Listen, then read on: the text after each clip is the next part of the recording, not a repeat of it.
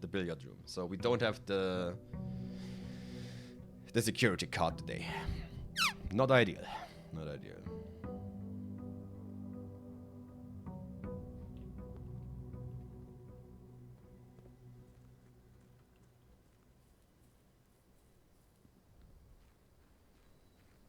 I really cannot remember that I turned the upgrade disc in the trading post in. Tomb. Do we need anything in the tomb other than a lot of money? Not really. Items for crafting?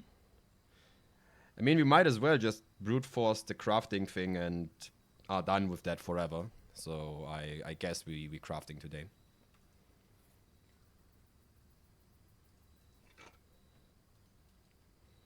Yeah. The only place where we can look up if we have crafted everything is effectively the library, isn't it? When the page is full. And I guess I get the trophy when I got all inventions. But you know what I mean. Hallway. Then. Perfect.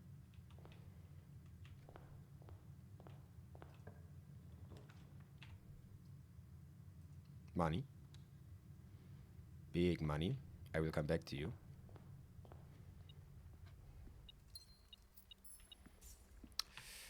Conservatory! Well, be gone. Item? Item. Shit. Ooh, good item, actually. I once was a big fan of the guest room. Now I am not that much of a fan anymore, but for that, I am allowing its existence. Parlor for gems? Parlor for gems. Hopefully. Maybe. I'm getting a bit sick of this room. I'm going to be honest. I'm probably going to make it more rare in the future. Blue box is true. You will open this box and find it empty. One of these other two boxes is false. Well, it has to be this. Otherwise, there is no distinction where the gems are. Yeah, I don't even have to think about this because if no other box is telling the location of the gems, then it's whatever the box is telling. Otherwise, there is no answer. That's a bit early for this one.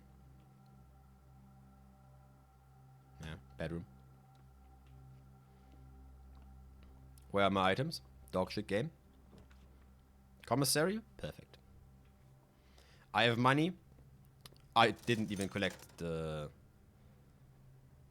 treasure trove, by the way. Sledgehammer? Amazing. Running shoes? Sleeping mask? And a magnifying glass? Truly marvelous.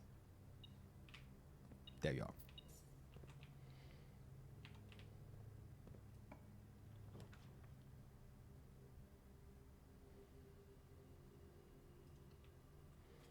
Kitchen for food. Later. Observatory for stars. What do we have in store today? Or in the sky? That is Draxus, that is Dead Ends, that is Keys, Apple, and... Good thing I have used that right after. Good timing, CJ. The Dove Coat. Do I rotate all of them? Good. It's a good nook. Library looking right. Thank you very much. You notice what exactly we are building here, right? That's a zigzag room. Ah, yeah, we requested this book last time. But before we're doing this, you are the book that tells me how many things I have, right? Nope, it's the other book. That is always a 50-50, because I never remember. I am missing probably one contraption, maybe two, but then here is one as well. So either we're missing one or two. Not sure.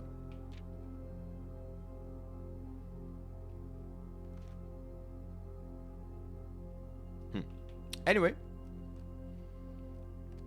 Book. Curse of Blackwater? Blackbridge? What was it? Blackbridge. Forward.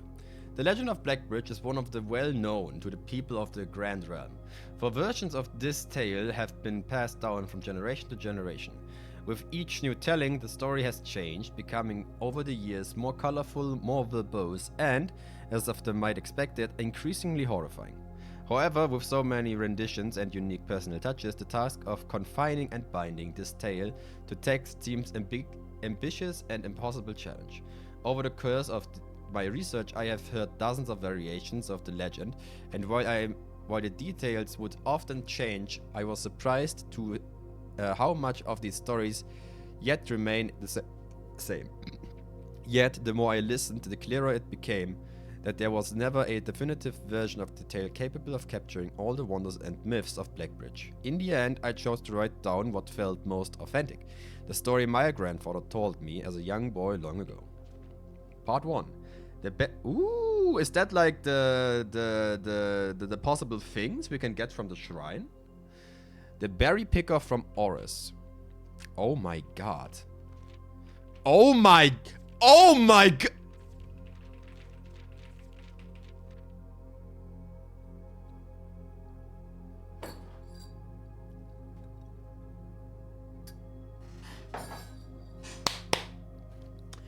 Many years ago, before peace had become a familiar word, there were living a group of rogues so wayward that the locals deemed it appropriate to call the numbers the Unholy Hounds. They were feral outlaws compared to society's worst in a time where society was at its worst. And for each crime that fearful travelers credited to the group, a dozen more lay unclaimed, each worse than the last. For a gentry, however, who often valued their coffers more than their companions, no crime could measure more wicked than the group's primary enterprise, high road robbery, also known as road capitalism. One of such members is the so-called band of rogues, was a boy of 13 years, Jasper, who had not been lucky in life, having lost 2 brothers to war and parents to famine. In the years of hunger that followed, Jasper lived in a gutter behind the churchyard, relying on nourishment of scurry bugs and weeds harvested from the cracks of the alleyway to sustain its pitiful existence. It is not surprising that a child aiming to escape such hardship would take any easy road out, an easy and well-traveled road, paved with temptations leading out of the city and into the Granty lands, where loose purse strings entwine with the strands of salvation and glisten equally with the hope of opportunity. It was this road that eventually led Jasper to the end of his youth, a hidden cave at the bottom of a Blackbridge canyon. It was here where he met his Surgerate family and saviors, a notorious gang of godless outlaws known as the Ungodly Hounds. Despite the hardened circumstances that had led him to the vocation of banditry, Jasper was surprisingly tender-hearted and was often teased by the group for being too kind for such an ignoble life. For this reason, Jasper was assigned to innocent role of berry picker. It was not just innocence that set berry picking apart from the gang's more wicked undertakings, for it was the only duty performed within the safety of the night's concealment. Jasper, no stranger to solitude, did not protest that he alone worked while the others slept soundly, tucked away at the cave at the bottom of the Blackbridge Canyon. On one such occasion, Jasper decided to go on an early start. He left the cave, berry basket in hand, and set out into the woods before the morning sun had even brushed against the tallest treetops. It was colder in the mornings, but the headway's dawned afforded meant Jasper could reach the furthermost berry patches without worrying of being chastened for tearing upon his return. It took over 3 hours on foot to reach his destination, a long way. Jasper has passed by many familiar bushes, a priority privileged and so bereft of berry that one would have dedicated several moments in earnest examination before finding a single one. Jasper was patient, but even patience has its limit. He was confined that even accounting for the time lost to this long stretch of travel, his effort would be well worth in pains. Surveying the patches in the new grove surprised even Jasper. The red dots suspended among the leaves seemed numerous as stars in the sky. Upon seeing such bountiful sight, he clutched his berry basket tightly and nearly toppled over out of joy. Once he had regained his senses, Jasper quickly made a decision. He would not reveal the location of the newfound treasure. Instead, he would earn the respect of his confidant who, upon seeing this yield, might attribute the success to hard work. Smiling at this plan, Jasper set off to fill his basket and was making steady strides in this task when the sounds of the thundering hoofs interrupted him. A carriage is approaching, he thought. The thought of it made Jasper freeze. He had been enchanted by his discovery that he had neglected to observe his surroundings. How could a roadway be so close? He tucked down and crept towards the impending sound, hiding behind one of the larger bushes nearby. It was only a moment more before the sound's sourcing revealed itself. Within 50 paces of where Jasper hid, an elegant carriage with gold trim came soaring around a corner of trees, led by two beautiful white horses and conveyed by a stern-looking driver seated atop the vehicle, flaunting the most sophisticated regalia Jasper has ever seen. It was not just any carriage, it was a royal carriage. Even without ever having witnessed such a sight before, Jasper was certain. The sight had to be transfixed Jasper that he stood awestruck, unable to tear away as the carriage approached. The little concealment the bushes provide was soon proven unequal to the driver's lofty perch, and upon spotting the boy, he pulled the reins with such effect that the noble steed slid to the sudden halt with precise control.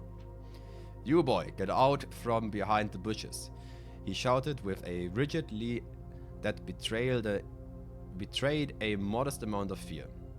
"You startled me half a death coming around and bent on my own drive, and me seeing an unfamiliar face in the place where there ought to be not to be any face." Jasper quickly contemplated running. The man was much older, and his dress was suitable for courier behavior, not dashing throughout the brambles and mud. I was picking berries." Jasper raised the half-filled basket up to allow the driver to see it proof of its word. The demeanor of the man suddenly changed. It was a change that Jasper was familiar with. He had many times seen the same stern expressions on the most fiendish bandits melt away, even presented with a berry basket. Any suspicion that the driver might have instantly evaporated, for even the notion of a member of the unholy hounds picking berries seemed ferocious. The softened expression even made allowing for a smile. "Berries, eh? Say you couldn't have picked a better spot for them, could you? I used to pick berries here as a boy." Jasper took his clue to finally step forward out from behind the bushes, proudly brandishing his basket. "I know, and what a luck I found them. I have only just begun picking, and look how many I have. It would have taken me fourfold the time back home to produce this number." The driver bent down for a closer look. "And where is your home, boy? Must have been quite far." Jasper replied with a scripted response. "A little south of Tanner Fork. Just past the burned woods." "My God, that is far. You couldn't have come all that way only by this morning." It was true. Tanner Fork was the exact opposite direction that Jasper had traveled, and while the response seemed perfectly reasonably in a location closer to Blackbridge Canyon, he could have seen why it might seem less believable here. "Sir, I have traveled much farther for less profit. I dare say there is no distance yet made by a man that would not be worth undertaking for such a price such as these. Surely you have tasted them yourself." Jasper felt happy with his response, as it seemed to amplify the man's smile. "In my youth, often, but perhaps I took it for granted because I never had to travel very far. And even then, my father would always drive me in our carriage. So I'm ashamed I never had to walk such a stretch for earning of equal reward. It was Jasper's time to smile. Then let my effort reward us both today. He raised the basket even higher. A taste in memory of your youth, sir. And then he fucking kills him. The driver chuckled and removed one of the gloves, bending over the seat to reach down the basket. And the moment his finger touched the first berry, the dagger in turn met his throat, cutting through a superficial layer of skin and drawing blood. Jasper caught the man's startled eyes. And for that taste, I will have your purse, sir, in memory of my youth. Oh, he actually killed him. I thought like, oh, now to guess the catch. Someone from behind, was it? No, Jasper's just fucking gigastonks man over here. The driver's arm had gone stiff, his chin raised and trembling, more frightening than he had ever been before. However, unable or incapacitated of speaking, he did not respond to the boy. Perhaps he did not think his jaw afforded to be engaged at a peculiar time. Jasper let the basket drop, freeing over his other hand to probe the man's pocket. Do not mistake me, sir. I will not kill you if you give me no cause. Though I will admit, the thought of taking your carriage and leaving you the indignity of walking appeals to me. Unable to find a purse in the man's coat, Jasper pivoted to search the seat under him. Why have you no purse on your person? The driver slowly raised his hand, cautiously pointing towards the carriage door behind him. Jasper lowered the knife's edge a small degree to allow the man to speak, which he did in turn softly. There's a lockbox in the carriage. Well, come down then and grant me the courtesy of sparing your life and binding your hands, a concession I assure you of my fonder heart, for it would be much easier to slit your throat. The man startled to comply, slowly lowering himself from the driver's seat to the carriage. Once down, Jasper guided him away from the carriage to a nearby tree, where he instructed him to get on his knees and put his hand behind his back. Excusing his inexperience, the man indulged Jasper while he figured out how to adequately bind him.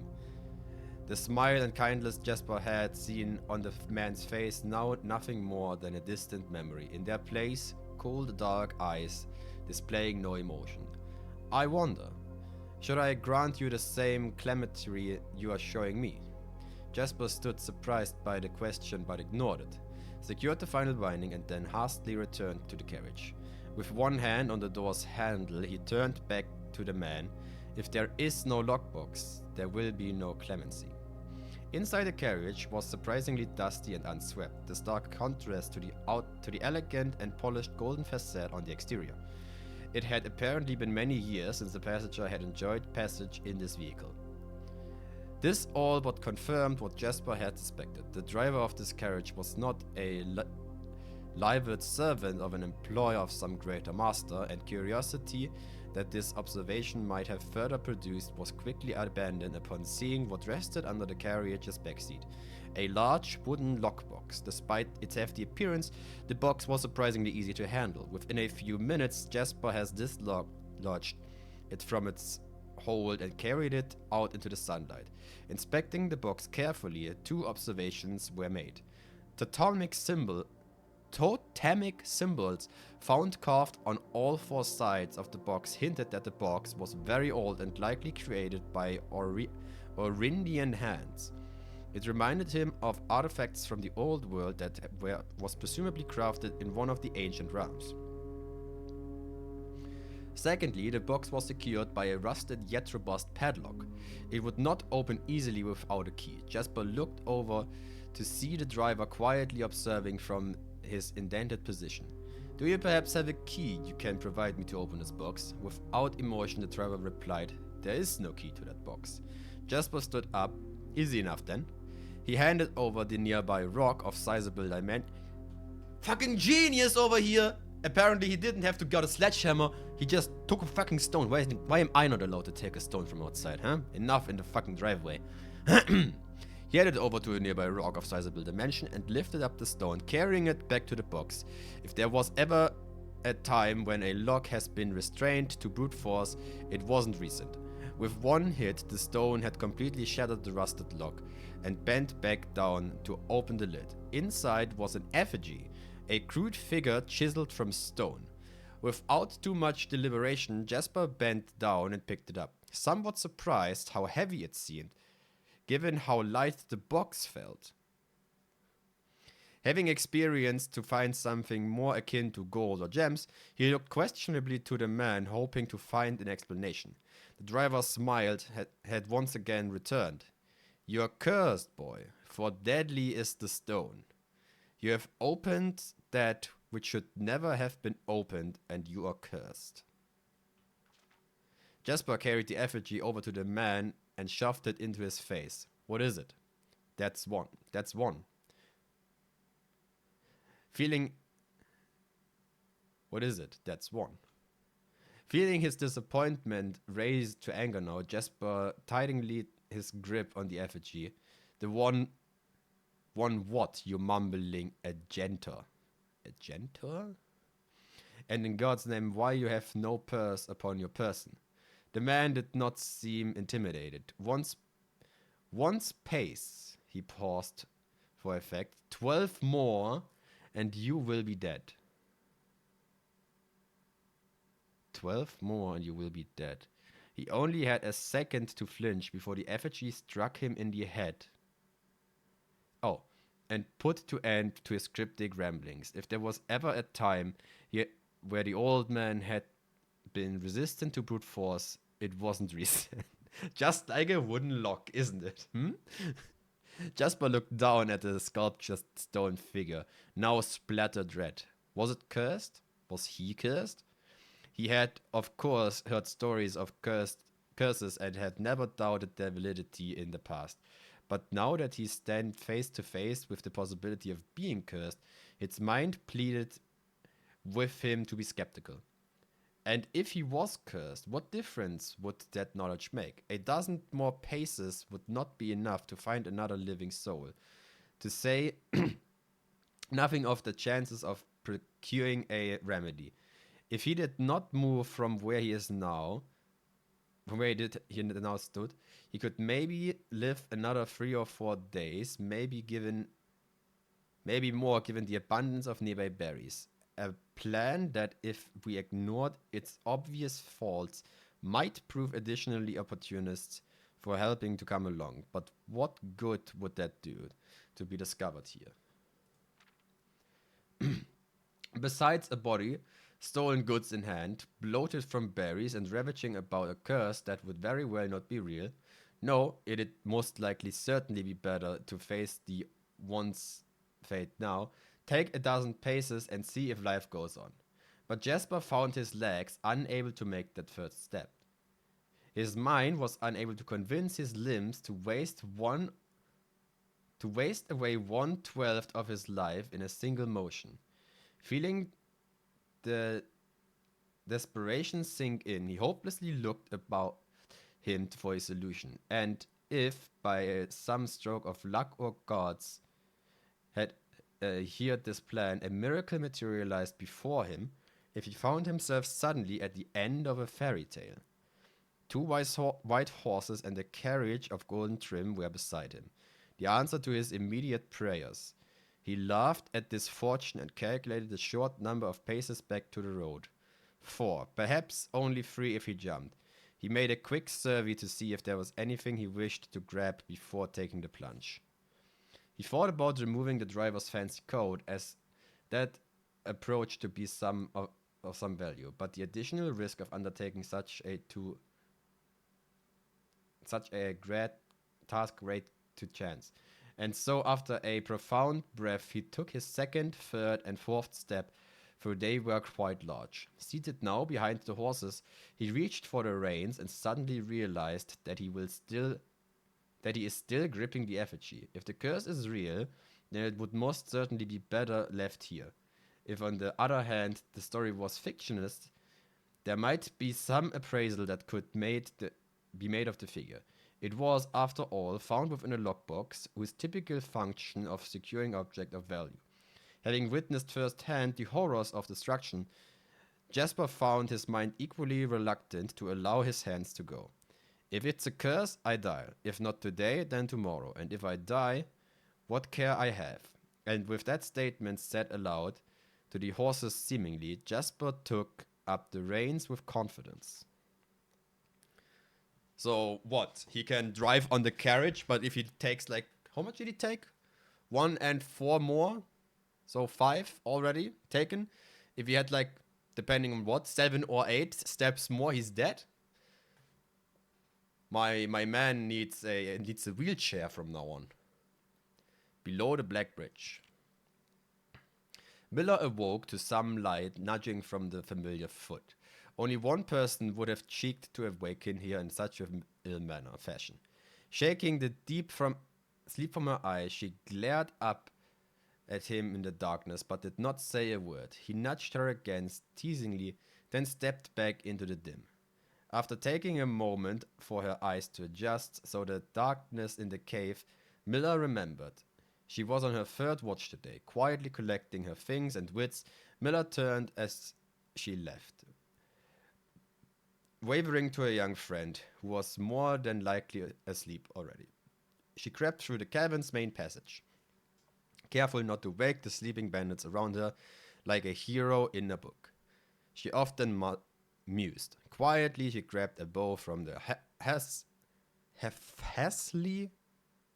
half-hastily formed pile of weapons, shaking the accompanying quiver in the darkness to assess how many arrows it held.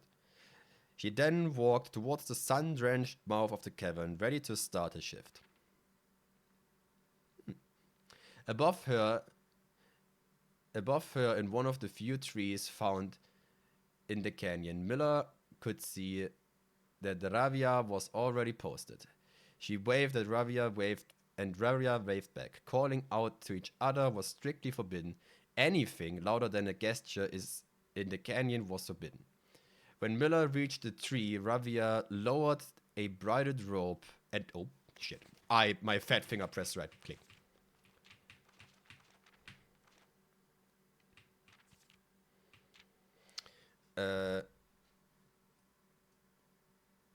Lowered the braided rope and pointed to the ground behind her. Miller turned, following the finger, and saw a pail of water resting beside her nearby leg.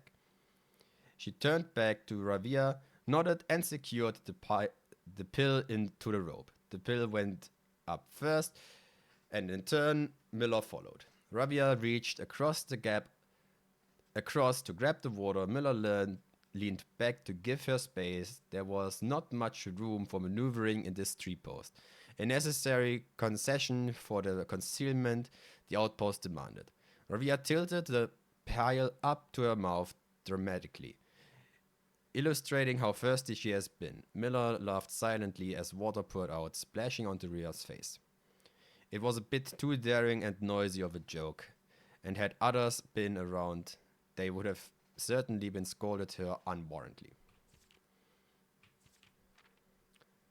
Sound. But Miller appreciated the effort Ravia took to verbalize the silence of the morning. They had been on third watch together for over a month, and during these speechless times of friendship, their friendship had grown into something special. Affection was unsurprisingly scarce around the unholy hounds. She had felt camaraderie before, of course, but intimacy never. From their elevated vantage, the girls could see both the concealed entrance of the caverns as well as a clear view in the bridge that spanned across the canyon. Black Bridge was the link between the gently lands of the northern mountains, the overpass that connected Oris and Reddington to the city-faring travelers of the realm. The bridge was an unavoidable crossing in the day. The task was to ensure the travelers passed without stopping. At night, the task was to ensure they do. Like most of her band, Miller preferred night. The biting glare of the sun might be tolerable to farm hands and bricklayers, but to a cavern-housed bandit it was a source of constant annoyance. I know that feeling, and I am not a bandit, I think. In the day, there has been no shroud to conceal her expressions, nor to hide her thoughts. She felt exposed. Ravia touched her elbow and pointed up. Miller, striving to suppress the bundling smile, suddenly shook her head in response. There were many sights that the unholy hounds used to lure of words, but the two of them had developed an extensive vocabulary. Gestures quietly forged the sheer solitude of their mouth among the branches. She watched as Ravia shifted, placing her palms flat on the floorboards beneath them. Miller knew what she was trying to say, but shook her head a second time. It was more often fun to pretend not to understand. Ravia rolled her eyes and turned away. Looking back at the canyon, squinting through the leaves, the two girls held still, watching and listening. It was not long until Miller too heard the sound of approach.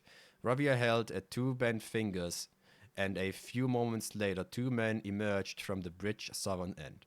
They were dressed in a familiar uniform, long grey coats with black facing, white waistcoats, and black tricorn hats. They belonged to the local patrol, the Black Guard. I see. Although not an everyday occurrence, their presence at Black Bridge wasn't an unusual sight. It typically indicated an important traveler impending passage across the bridge, information that the girls would promptly relay to their leaders as soon as the coast was clear. But this report, while exciting, was rarely acted upon. In Miller's 5 years in the Unholy Hounds, she has never once seen a carriage taken in open daylight with the Blackguard when the Blackguard was nearby. The man had nearly reached the bridge's north end when Miller heard the horses, faintly at first, but growing louder with each passing moment. Ravia's eyes met Miller's. The same concern mirrored in each other's expression. This did not sound like the typical carriage cautiously approaching the bridges to cross. Instead of the familiar crunch of the high road's gravel, they heard a harsh chattering of hoofbeats against stone. Both girls quickly redirected their attention downwards, looking through the foliage. The sounds were not coming from the high road, but from the canyon itself. The horses were coming from below the bridge. In an instant, Miller had knocked on an arrow and drawn her bow. Go. Ravia has gone before the whisper had even left Miller's mouth. The young scout was already sliding down the bank below, racing towards the cave. There was no road that ran below the canyon. There was no reason for numerous horses to be approaching their cave. There was only one reasonable conclusion, and both girls had reached this instantly. The base has been compromised. This was a Blackguard attack. The moment the horses came into view, Miller let loose her first arrow. She was surprising to see a carriage. She had expected cavalry.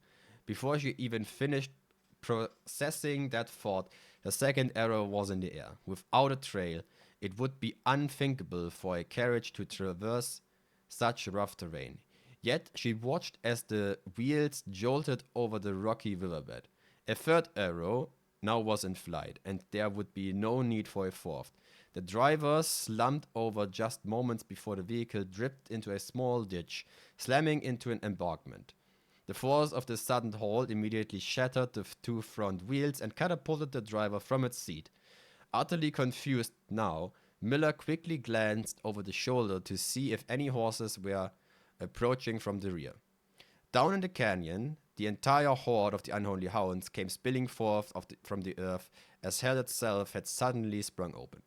The ground seemed even more bewildered than Miller, half asleep and tripping over one another in a desperate attempt to engage the unseen enemy in combat. Miller could see Ravia among their numbers, the only other looking up at her. Her expression was chilling. There would be no need for a silent gesture to convey what they both now realized. They had made a mistake. The gang's chieftain, Goffrey Heartslasher, led the others curiously approaching the crashed carriage like a surprised fox would near the baited trap. There were no words exchanged as the group crept forth in customary silence. A dozen or so paces in front of the wreckage lay a far-flung driver an arrow pounding from his broken body, and beside him a blood-stained effigy carved from stone. Oh, how sad. Miller was inconsolable. Jasper has always been her favorite. He had always shadowed her in the night, clinging to her hems from every move. The way a child tailed behind an older sibling. Thunder heard it. She had always called him, though down deep she wasn't quite true.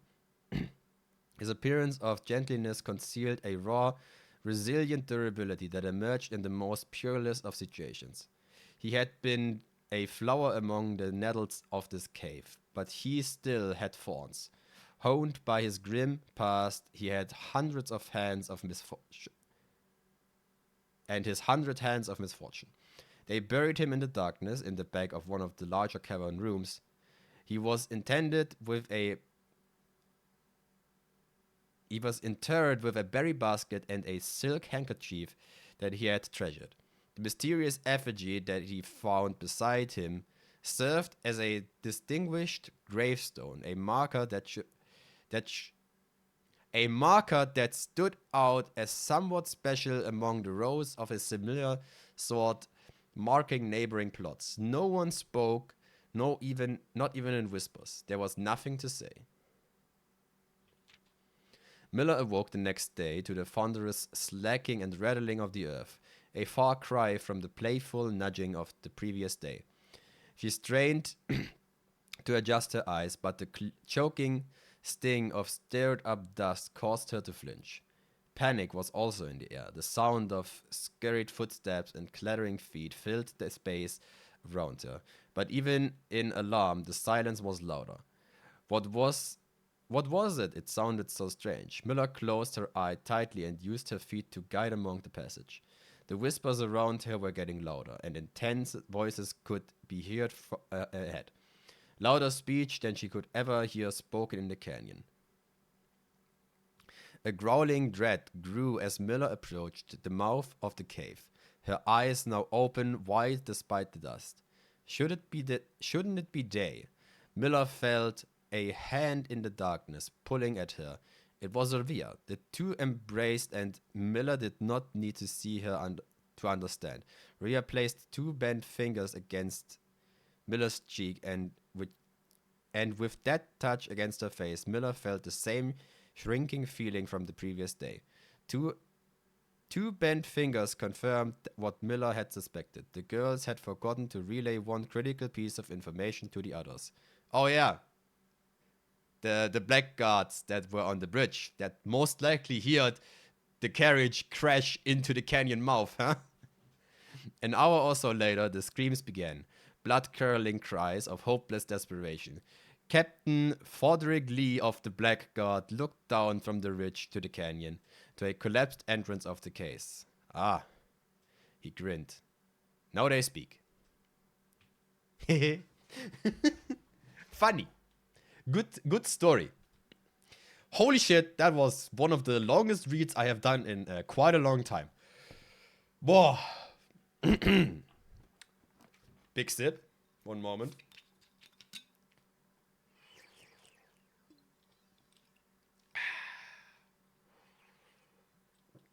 Oh, okay. Holy shit. We secret passage into garden.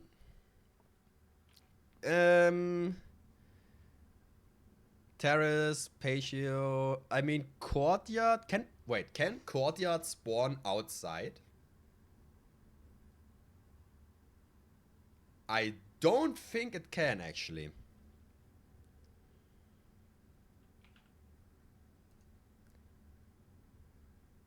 Like, this can only spawn on the side. But what is about this one? Because this is effectively what I want, and I don't think this can spawn outside. I take a hallway, please. Give me the eastern hallway. Perfect. This is arguably still the best options we have. Conference room for options and spread. Good, good. Ooh, money.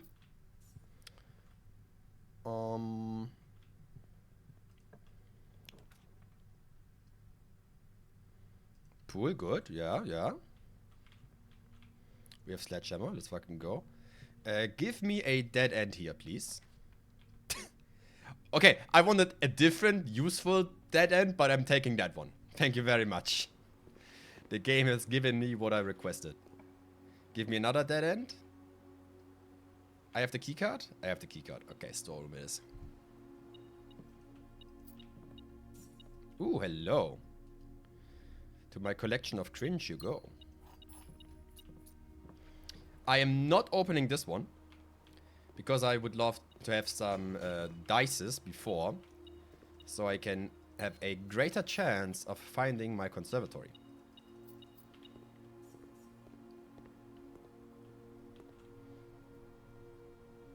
Yeah, and now we go all the way back. We have only one way forward, though. Actually, we are going to the foundation first. In hopes that we are drawing a dead end. And every dead end outside of the next draw is incredibly helpful. Because if this is a dead end, then we are immediately fucked.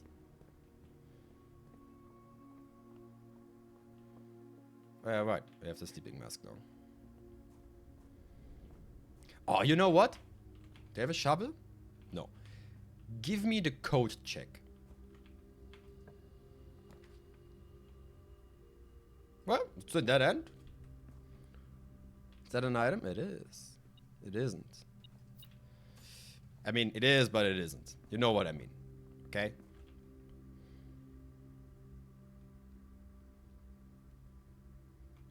The treasure trove is not yet looted. The only thing that really requires a lot of money is an axe. Have I already axed 3 rooms? I don't think so, no. But nonetheless, I'm not going there yet. We're most likely coming back though. Easy.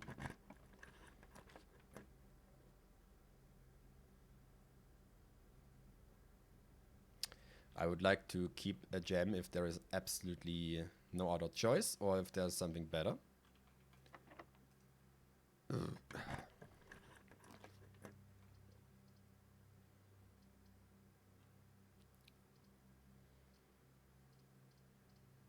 Give me options, yeah. Also gem.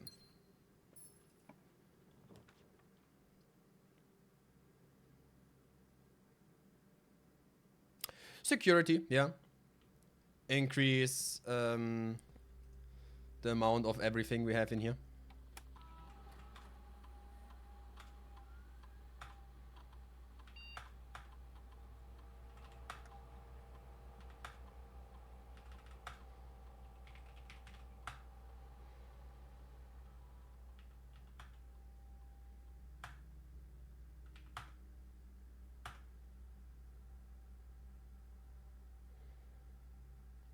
Okay, now give me something amazing, please.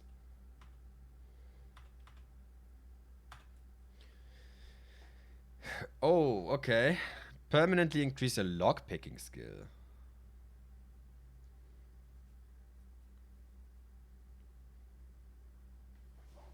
Okay, I'm doing this. And well, first of all, I just can't dig right now. So I'm just hoping for a shovel. But I'm sure we will find one, right?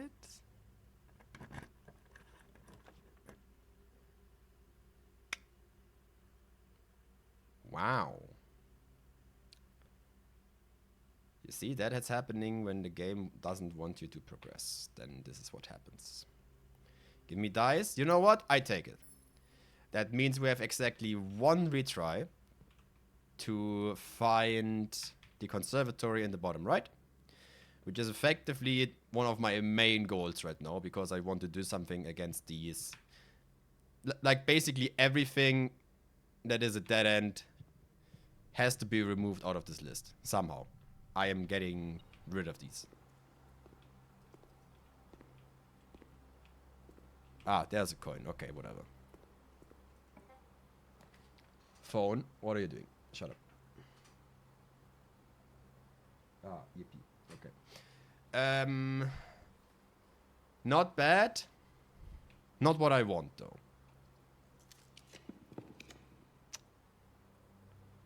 Oh.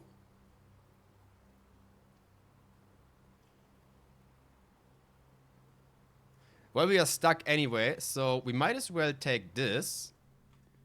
Because it is a shovel, right? So we can dig a few times. Yeah. If this is too good, then we are not digging up trash. But I, A, maybe can still dig up trash. And B, I at least want to know how good this thing is. Like, if it's actually hyper worth to keep it. Or is it just nice to have? We will make this discovery right now.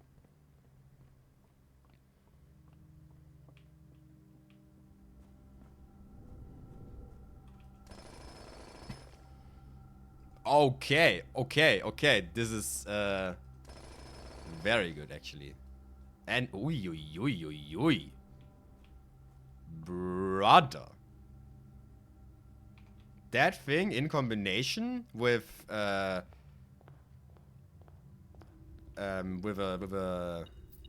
root cellar is amazing.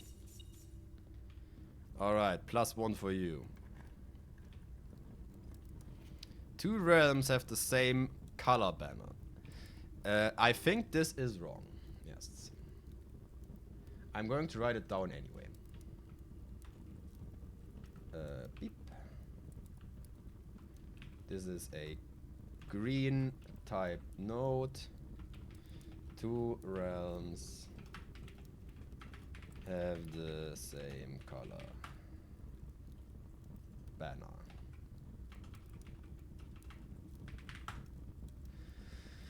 Yeah, that's most likely wrong. Anyway. Is there anything else I could do? Are there digging spots down below? Are there guaranteed digging spots?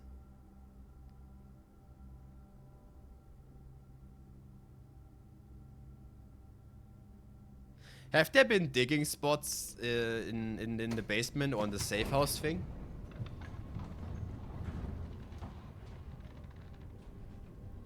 Do I have a workshop even before I continue?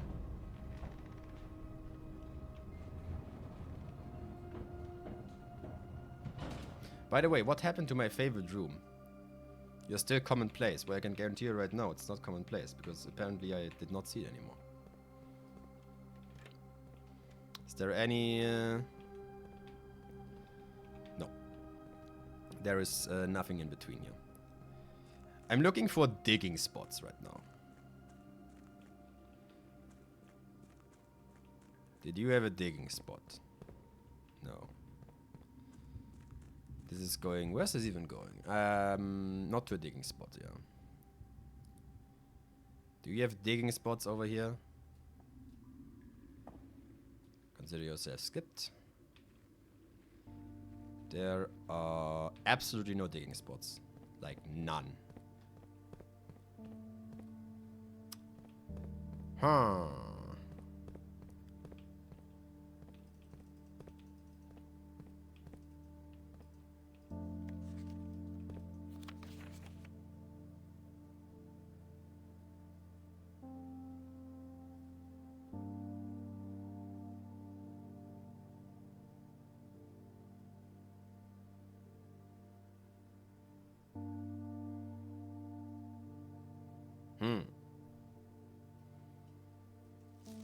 I think I know where that is. All jokes aside. Did we have the magnifying glass last time we've been here? I think that is the chess room. We know that one. That's not openable. We seek what's in the shade of truth. Okay, where's shade? Here's shade. No, there's a rock. It's also not what I'm looking for.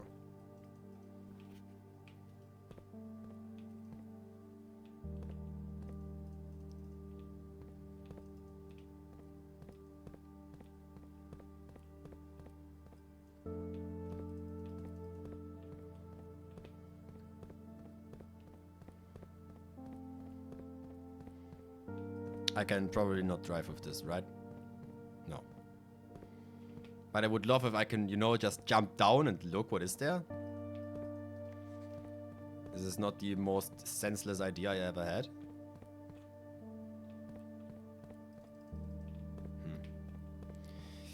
Okay, no digging spots. It's that's amazing.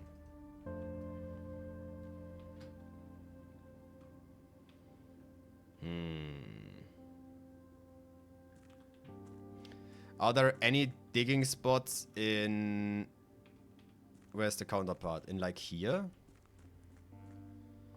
Can I even go over there?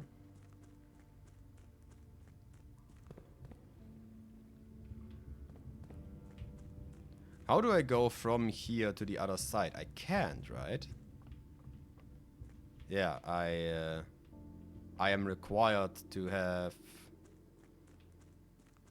the boat for that. I have an alternative entry, yes, but I can't go from here to the other side. Okay. I would like to go to the other side, because unless I have like the root cellar, I have no alternative digging spots. And I gonna be honest, this feels a bit like wrong, because outside is still like greenish and whatever, and I would just think it would make a lot of sense to have at least some digging spots out there. I know that would make the shovel even more valuable than it already is, but let me cook here for a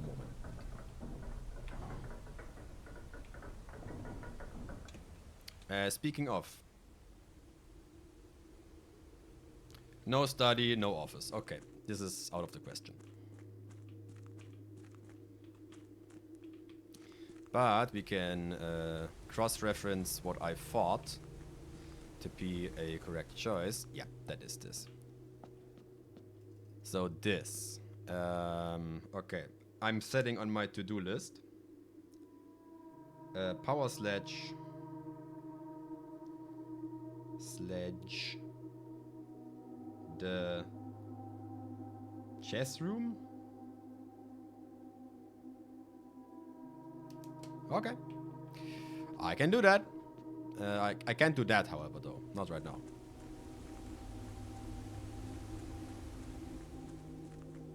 And this brings me to the other side of this. Yeah.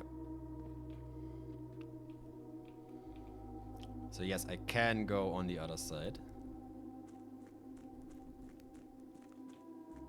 Those are the catacombs, right?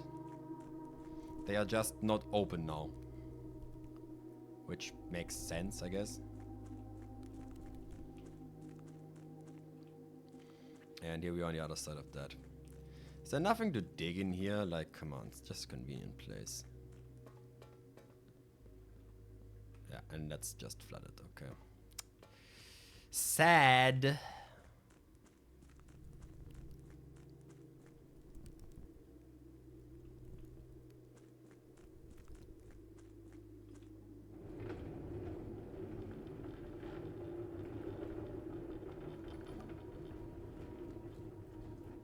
Yeah, sadly from here is both locations, so there is no real way we can go into.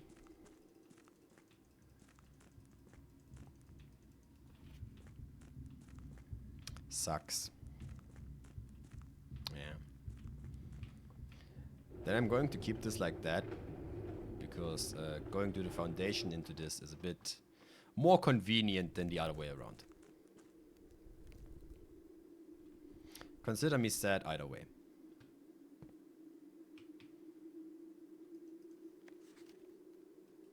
Yeah, you're just one of the ripped off cards.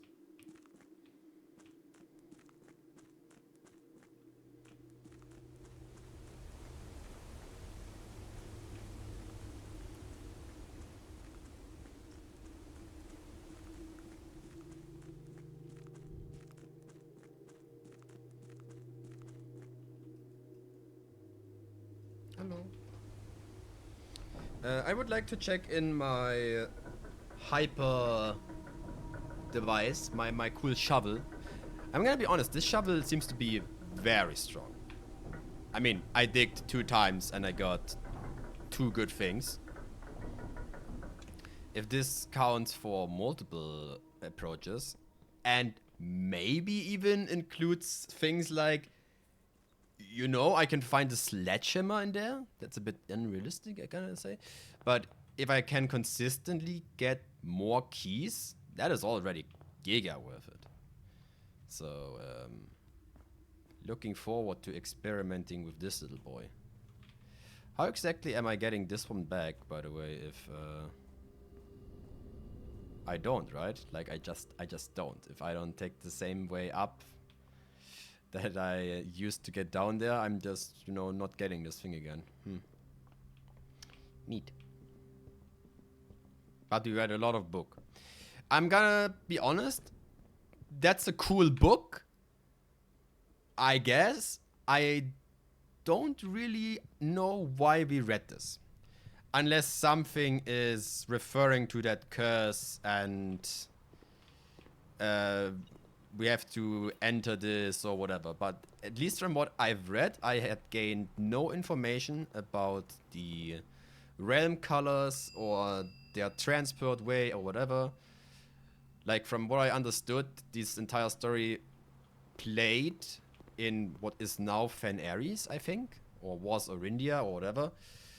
Like, it was in Reddington, so it's basically here. So I don't think any information there is important for me. I was thinking like this explains the buffs from the shrine, which, by the way, we also have to experiment a bit more with the shrine. Like, we got not many different variations on there. Maybe there's something that allows me to banish dead ends into another universe. That would be pretty cool. But other than that, I don't see a reason why we have read this book. Anyway, we have no break room. We have no planetarium. We have...